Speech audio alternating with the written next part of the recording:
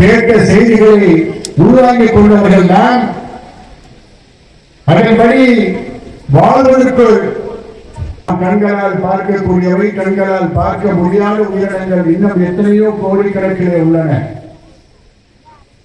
அத்தனை உயிரினங்களை விட ஒரு சிறந்த படைப்பாக இந்த மனித சமுதாயத்தை நான் படைத்திருக்கிறேன். மோஜிதா என்று சொல்லக்கூடிய முற்றிலுமாக அனைத்து குழந்தைகளையும் பெண்களையும் வயதானவர்களையும் படுகொலை செய்யக்கூடிய இஸ்ரேல் யூத நாய்கள்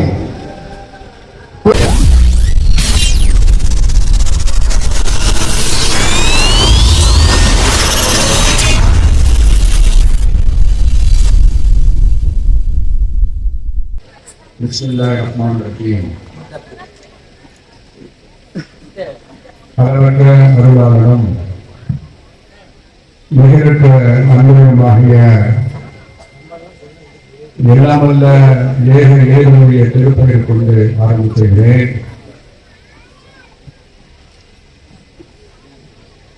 தாய்கவை முஸ்லிம் சார்பாக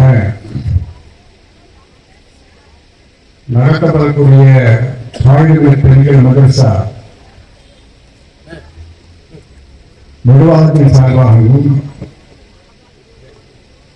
இறைவனுடைய கிருபையினால் இந்த ரபியுல் அவ்வல் மாதத்தில்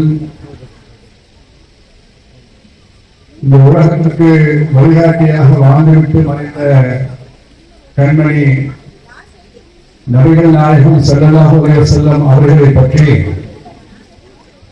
தொடர் பயான் நிகழ்ச்சியை ஏற்பாடு செய்து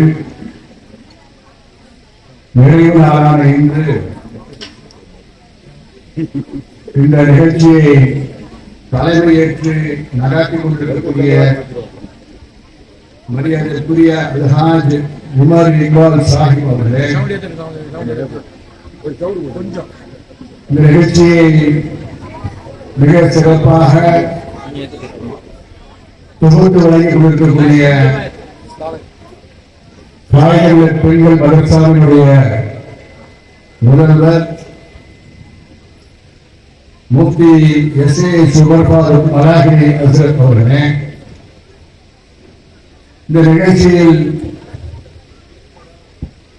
கலந்து கொள்வதற்காக வருகை தந்திருக்கக்கூடிய மேடையில் வீட்டிருக்கக்கூடிய எனது அன்றை முஸ்லிம் லீக்கினுடைய நிர்வாக பெருமக்களே, இங்கு பெரும் திரளாக வருகை தந்திருக்கக்கூடிய எனது அன்றை சகோதரிகளை மாணவிகளே, கண்ணியத்திற்குரிய ஜமாத்தார்களே, சங்கைக்குரிய உலமாக்களே, வருகை தந்திருக்கக்கூடிய ஆங்காங்கே நின்று கேட்டுக் கொண்டிருக்கக்கூடிய இளங்கலை சகோதரர்களே, உங்கள் அனைவருக்கும் என்னுடைய அன்பான சலாத்தை பதிவு செய்கிறேன். அஸ்ஸலாமு அலைக்கும் வரஹ்மத்துல்லாஹ். ஏக இறைவனுடைய சாந்தியும் சமாதானமும் நாம் அனைவரிலும் உள்ளாக வேண்டும் இருக்கக்கூடியவனாக என்னுடைய உரையை நான் ஆரம்பம் செய்கிறேன். இறைவனுடைய திருவையினால் 12 நாட்களும் இந்த உலகத்திற்கு வழிகாட்டியாக வாழ்ந்துவிட்ட கண்மணி நாயகம் அவர்களுடைய சபாத்தை பெறுவதற்காக, அவர்களுடைய நல்ல உபதேசங்களை கேட்க வேண்டும் என்பதற்காக, அவர்கள் வாழ்ந்து வழிகாட்டிய வழிமுறைகளில் நாமும் பின்பற்றி வாழ வேண்டும் என்பதற்காக நடந்து முடிந்த 11 நாட்களிலும் கண்ணியத்திற்குரிய சங்கைக்குரிய உலமா பெருமக்கள் தினந்தோறும் இந்த நிகழ்ச்சியை தலைமையேற்று நடத்தியவர்கள் மிக சிறந்த அற்புதமான செய்திகளை எல்லாம் சொல்லி வந்ததை நீங்களும் கேட்டிருக்கிறீர்கள், நாங்களும் பார்த்தோம் கேட்டோம். இந்த உலகத்தில் படைத்து பரிபாலித்துக் கொண்டிருக்கக்கூடிய ஏக இறைவன் எத்தனையோ உயிரினங்களை படைத்திருக்கிறான். நாம் கண்களால் பார்க்கக்கூடியவை, கண்களால் பார்க்க முடியாத உயிரினங்கள் இன்னும் எத்தனையோ கோடிக்கணக்கிலே உள்ளன. அத்தனை உயிரினங்களை விட ஒரு சிறந்த படைப்பாக இந்த மனித சமுதாயத்தை நான் படைத்திருக்கிறேன். மனிதா என்று சொல்லக்கூடிய ஒரு சிறந்த படைப்பாக உங்களை நான் படைத்திருக்கிறேன் என்று சொல்கிறானே, அதற்கு என்ன காரணம்? இறைவனால் படைக்கப்பட்ட உயிரினங்களுக்கு இந்த பகுத்தறிவு என்பது கிடையாது. இந்த சிக்ஸ்த் சென்ஸ் என்று சொல்வார்களே, சிந்திக்கக்கூடிய ஆற்றலும் பேசுவதற்குரிய வாய்ப்புகளும் மற்ற உயிரினங்களுக்கு இல்லை. ஆனால் இந்த மனித சமுதாயத்திற்கு மட்டும் அந்த இறைவன் வழங்கியிருக்கிறான். அதுதான் மிக உன்னதமான சிறந்த படைப்பாக இறைவன் நமக்கு அறிவுறுத்தியிருக்கிறார். அதிலிருந்து நாம் பெறக்கூடிய படிப்படை என்னவென்று சொன்னால், இந்த உலகத்திலே மனிதன் பிறக்கிறான், சிறிது காலம் வாழ்கிறான், பிறகு மரணம் அடைகிறான். எல்லாரும் மரணம் அடைந்தால் ஆக வேண்டும்.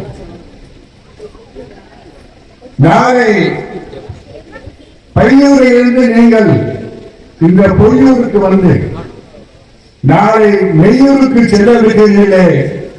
அந்த மெய்யூரிலே நீங்கள் நிரந்தரமாக வாழ்க்கையை வெற்றி பெற வேண்டும் என்று சொன்னால், இறைவன் கொடுத்த அந்த பகுத்தறிவை, சிந்திக்கக்கூடிய ஆற்றலை, நல்லது எது தீயது எது என்று சிந்தித்து செயல்படக்கூடியவர்களாக நம்மை நாம் ஆளாக்கிக் கொள்ள வேண்டும் என்பதைத்தான் மிக ரத்தின சுருக்கமாக இத்தனை நாட்களும் உலமாக்கள் உங்களுக்கு பல்வேறு விதத்தில் உங்களுக்கு செய்தியாக சொல்லியிருக்கிறார்கள்.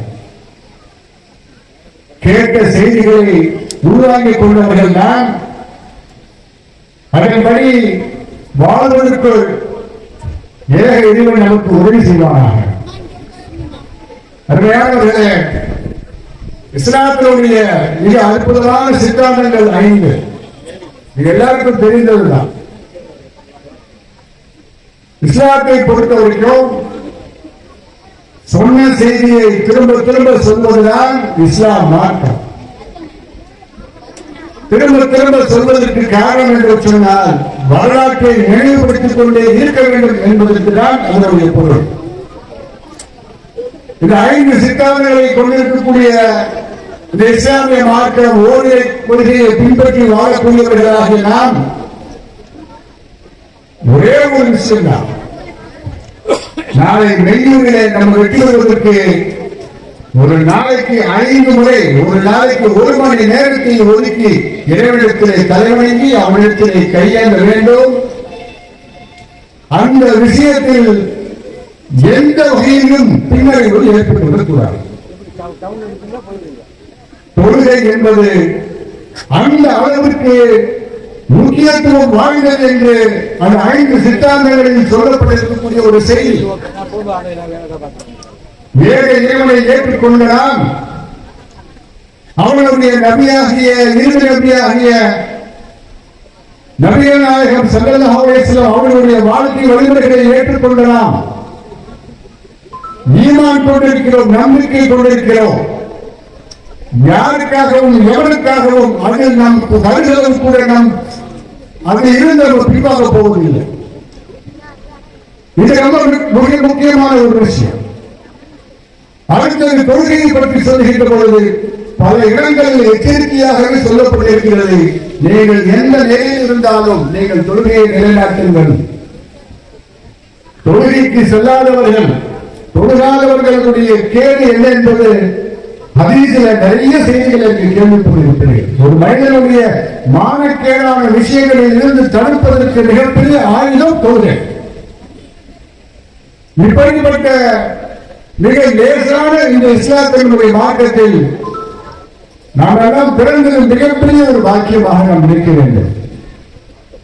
அப்பேற்பட்ட ஒரு வாக்கியத்தை, நல்ல விஷயங்களை இது போன்ற நிகழ்வின் மூலமாக நடத்தி அந்த செய்தியை மக்களுக்கு கொண்டு சேர்ப்பது என்பது இப்படிப்பட்ட நிர்வாகிகளுடைய கடமை, பொறுப்பு. அந்த பொறுப்பை மிக சரியாக இறைவனுடைய ஒரு உதவினால் மீலாது விழா நிகழ்ச்சி ஒருங்கிணைப்பாளர்கள் என்று எல்லாருமே முஸ்லிம்களுக்கானவர்கள். அரசியலும் ஆன்மீகத்தையும் மிக தெளிவாக செய்யக்கூடியவர்கள் நாங்கள். அழகான ஒரு ஒருங்கிணைப்பாளர்களாக இன்றைய தினம் மரியாதைக்குரிய உமர் பாருக் அவர்களும் முஸ்லிம் லீக்கினுடைய மாவட்டத்தினுடைய செயலாளராக இருக்கக்கூடிய அருமை சகோதரர் ஹாஜி பி.எம். ஹுமாயூன் அவர்களும் மாணவர்களுடைய மாநிலத்தினுடைய தலைவராக பொறுப்பில் இருக்கக்கூடிய தம்பி அன்சர் அவர்களும் அதே போல மதரசாவுடைய வளர்ச்சியிலே அதிகமாக தன்னை ஈடுபடுத்திக் கொண்டிருக்கக்கூடிய தம்பி ஹாஜி எம். முகமது மைதீன் அவர்களும் மேடையில் அமர்ந்திருக்கிறார். அதே போல தினமும் உங்களுக்கு முன்பாக யார சொல்லலா என்ற ஒரு பாடலை பாடுகிறாரே ஆட்டோ சலாம்பை அவரும் இந்த மேடையில் இருக்கிறார். அதே போல தொண்டரணியினுடைய மாவட்ட தலைவராக இருக்கக்கூடிய அருமை தம்பி காஜா அவர்கள், அதே போல தம்பி மார்க்கெட் கனி என்று சொல்லக்கூடியவர் அருகில் இருக்கிறார். அவரும் தாய்க்கு முஸ்லிம் லீக்கை சேர்ந்தவர். அவர்களோடு இணைந்து அருகில் இருக்கக்கூடிய கிளை 29வது வார்டுடைய தலைவர் அருமை தம்பி ஆலிப் அவர்கள், அவர்களோடு இணைந்து இந்த மதரசா எங்களுடைய நிர்வாக பொறுப்பிற்கு வந்து சுமார் ஒரு 10 ஆண்டுகள் தான் இருக்கும், ஒரு 10-15 ஆண்டுகள் தான் இருக்கும் என்று கருதுகிறேன். அதற்கு முன்பாக இங்கே படிக்கக்கூடிய மாணவர்களுடைய எண்ணிக்கை மிக குறைவு. இன்றைய தினம் இறைவனுடைய கிருபையினால் 150க்கும் மேற்பட்ட மாணவிகள் இன்றைக்கு குர்ஆன் மதரசாவிலே பயிலக்கூடிய ஒரு சிறந்த ஒரு நிலையை இந்த நிர்வாகிகள் ஏற்படுத்தியிருக்கிறார்கள். இது எவ்வளவு பெரிய விஷயம் இது! அது மாத்திரமல்ல, குர்ஆன் தஃசீர் வகுப்பு நடக்கிறது. அது மட்டுமல்ல, குர்ஆன் படித்து மறந்தவர்களுக்கு குர்ஆன் சொல்லிக் கொடுக்கக்கூடிய ஒரு வகுப்பாகவும் இன்றைக்கு நடைபெறுகிறது. இதையெல்லாம் மிக சிறப்பாக நடத்தக்கூடிய ஆலிமாக்கள் மகரிசா அவர்களும் ராபியத்துல் பசிரியா அவர்களும் ரஜபீசா அவர்களும் அவர்களோடு சேர்ந்து ஆலிமா ஆஃபரீன் அவர்களும் இந்த மதரசாவிலே பெண் பிள்ளைகளை மிக அழகான முறையிலே குர்ஆனை அவர்களுக்கு கற்றுக் கொடுத்து அவர்களுடைய எதிர்காலத்தை சிறப்பான முறையில் அமைக்க வேண்டும் என்பதற்கான மிக சீரிய முயற்சியை செய்து வரக்கூடியவர்களுக்கு தாய்க்கரை முஸ்லிம் லீக்கின் திருச்சி மாவட்டத்தின் சார்பாக உள்ளபடியாகவே மனம் நிறைந்த நன்றியை வாழ்த்துக்களை தெரிவித்துக் கொள்கிறேன். இந்த நிகழ்வுக்கு தாய்க்கரை முஸ்லிம் லீக்கினுடைய தலைவர் பேராசிரியர் பெருந்தகை இன்னும் சிறிது நேரத்தில் வரவிருக்கிறார். அவர்களோடு பணி தொடர்ந்து பயணித்துக் கொண்டிருக்கக்கூடிய முஸ்லிம் லீக்கினுடைய மாநிலத்தினுடைய பொதுச் செயலாளர் அருமை சகோதரர் அபூபக்கர் இங்கே வருகை இருக்கிறார். தாய்க்கரை முஸ்லிம் லீக் ஒரு அரசியல் பேர் இயக்கம். இது ஏதோ ஒரு அமைப்பு, பதிவு செய்யப்பட்ட அமைப்பு அல்ல. ஒரு மாநில அளவிலே செயல்படக்கூடிய ஒரு அரசியல் அமைப்பு அல்ல. இறைவனுடைய கிருபையினால் தேசிய அளவிலே செயல்படக்கூடிய ஒரு அரசியல் அமைப்பு. இறைவனுடைய உதவியினால் சென்ற மாதம் ஆகஸ்ட் 15ஆம் தேதி சுதந்திர தினத்தன்று நீண்ட கால முயற்சி பல்வேறு தடைகளை எல்லாம் கடந்து தலைநகர் டெல்லியிலே தாய்க்கரை முஸ்லிம் லீக்கினுடைய சொந்த அலுவலகத்தை திறக்கக்கூடிய ஒரு காரியத்தை இறைவன் நமக்கு வழங்கினான் என்கின்ற செய்தியை இந்த நேரத்தில் நான் மிகுந்த மனமகிழ்வோடு தெரிவித்துக் கொள்கிறேன். அரசியலில் கொஞ்சம் கொஞ்சமாக வளர்ச்சியை எட்டிக் கொண்டிருக்கக்கூடிய தாய்க்கரை முஸ்லிம் லீக், அந்த முஸ்லிம் லீக்கினுடைய நிர்வாகிகள் நாங்கள் ஏறக்குறைய 35-40 ஆண்டு காலமாக எத்தனையோ தொந்தரவுகள், வழக்குகள், பிரச்சனைகள், பொருளாதார நெருக்கடிகள் இவைகளை எல்லாம் கடந்து நாங்கள் அதை பயணிக்கிறோம் என்று சொன்னால் இன்றைக்கு அரசியல் மிக அவசியம் என்பதனை வந்திருக்கக்கூடிய தாய்மார்கள் விளங்கிக் கொள்ள வேண்டும். அரசியல் அதிகாரம் இல்லை என்று சொன்னால், உதாரணமாக இன்றைக்கு பாலஸ்தீனத்திலே நடைபெற்றுக் கொண்டிருக்கக்கூடிய நிகழ்வுகளை நீங்கள் சிந்தித்து பாருங்கள். பாலஸ்தீனத்திலே காசாவுடைய பகுதியை முற்றிலுமாக அழித்து குழந்தைகளையும் பெண்களையும் வயதானவர்களையும் படுகொலை செய்யக்கூடிய இஸ்ரேல் யூத நாயகம் கொஞ்சமும் இரக்கம் இல்லாமல் படுகொலை செய்து கொண்டிருக்கின்றானே, என்ன காரணம் என்று சொன்னால் இவர்களிடத்தில் அரசியல் கட்டமைப்பு இருக்கிறது, இவர்களிடத்தில் அரசியல் கட்டமைப்பு இல்லை என்பதுதான் யதார்த்தமான உண்மை. அதே போன்ற ஒரு நிலையை இந்தியாவிலும் உருவாக்க வேண்டும் என்பதற்காக தான் RSS, சங்க பரிவார், பாரதிய ஜனதா போன்ற தீய சக்திகள் இன்றைக்கு இந்தியாவிலே அரசியல் அசூர பலத்தில் அவர்கள் பலப்படக்கூடியதை நாங்கள் அறிந்திருக்கிறோம். அது மிகவும் ஆபத்தை விளைவிக்கக்கூடியது. அந்த ஆபத்திலிருந்து பாதுகாப்பதற்கு அரசியல் இயக்கம் மிக அவசியம். அது தாய்க்கரை முஸ்லிம் லீகால் மட்டும்தான் முடியும் என்பதனை இந்த நேரத்தில் நான் தெளிவாக சொல்லிக்கொள்ள விரும்புகிறேன். அப்படிப்பட்ட இந்த அரசியல் இயக்கத்தை வலுப்படுத்த வேண்டியது இந்த சமுதாயத்தினுடைய கட்டாயமான கடமை. ஒரு பிள்ளைகளுடைய எதிர்காலம், ஒரு எதிர்கால தொழில், வியாபாரம், உன்னுடைய பொருளாதாரம், இவர்கள் எல்லாம் பாதுகாக்கப்பட வேண்டும் என்று சொன்னால் எந்த சட்டத்தாலும் முடியாது, அரசியல் சட்டத்தால் மட்டும்தான் பாதுகாக்க முடியும். அதனால்தான் நாங்கள் ஆன்மீக வேலைகளை செய்து கொண்டிருக்கக்கூடிய வேளையில் அதே நேரத்தில் 2 மடங்கு அதிகமாக அரசியலை நாங்கள் பயணிக்கிறோம். நீங்களும் எங்களோடு பயணிக்க வாருங்கள் என்று அழைப்பு கொடுத்துக் கொண்டே இருப்பதற்கான காரணம், வருகை கொண்டிருக்கக்கூடிய அன்றாட சகோதர சகோதரிகளே, இந்த நல்ல நிகழ்வு மூலமாக உங்களுக்கு ஒரு கோரிக்கை வைக்கிறேன். மாவட்டத்தில் ஒரு தலைவர் என்கின்ற முறையில், கட்சியினுடைய தலைவர் என்கின்ற முறையில் தாய்கள் முஸ்லிம்கள் பல அணிகள் இருக்கின்றன. அதில் மகளிரணி மிக சிறப்பாக செயல்பட்டுக் கொண்டு வருகிறது. அந்த அணிகளிலே வருகை தந்திருக்கக்கூடியவர்கள் நீங்களும் உங்கள் வீட்டு பிள்ளைகளும் உங்களை நீங்கள் இணைத்துக் கொள்ள வேண்டும். முயற்சி செய்யலாமா? அதே நேரத்தில் உங்கள் வீடுகளில் இருக்கக்கூடிய ஆண் மக்களையும் கணவர்களையும் அண்ணன் தம்பிகளையும் தாய்களை முஸ்லிம்களுக்கு இந்த செய்து வரக்கூடிய காரியங்களை விலகிக் கொள்ளுங்கள். நேர்மை கொடுத்த அறிவை கொண்டு சிந்தித்து அப்படிப்பட்ட நல்ல இயக்கத்தில் உங்களை நீங்கள் இணைத்துக் கொண்டு சமுதாயத்திற்கு நன்மை செய்யக்கூடியவராக நீங்கள் உங்களை ஆற்றிக் கொள்ளுங்கள் என்று நீங்கள் சொல்லி அப்படிப்பட்டவர்களை தாய்களை முஸ்லிம்களுக்கு இணைக்க வேண்டும். இப்படியெல்லாம் செய்வோமே ஆனால் இயக்கம் தானாகவே வலுவரும், வளர்ச்சி வரும். அப்படி வளர்ச்சி பெறக்கூடிய அந்த நேரத்தில் அரசியல் அதிகாரத்திற்கு நாம் வருகின்ற பொழுது இந்த சமுதாயத்திற்கு எண்ணற்ற காரியங்களை நம்மால் செய்ய முடியும்.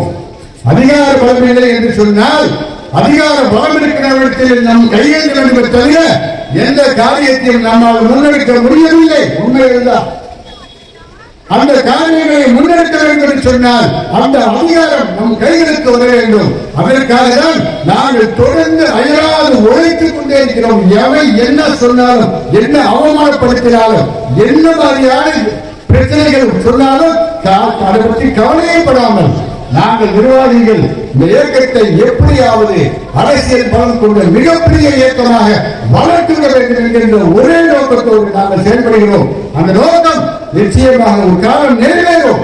இப்படிப்பட்ட பாசிச வெறி கொண்டவர்களை எதிர்த்திருக்கக்கூடிய மிக பெரும் சக்தியாக இன்ஷா அல்லாஹ் தாய்க்கரை முஸ்லிம் இருக்கும் என்பதை செய்து கொண்டு இந்த நல்ல நிகழ்வை மிக சிறப்பாக நடத்தக்கூடிய அனைவருக்கும், யாரும் பேர் சொல்ல தவறாக எடுத்துக்கொள்ள வேண்டாம், அனைவருக்கும் எங்கள் திருச்சி மாவட்டத்தினுடைய முஸ்லிம் லீக்கின் சார்பாக நன்றியும் வாழ்த்துக்களை மீண்டும் தெரிவித்து உரையை நிறைவு செய்து கொள்கிறேன். நன்றி. அஸ்ஸலாமு அலைக்கும் வரஹ்மத்துல்லாஹ்.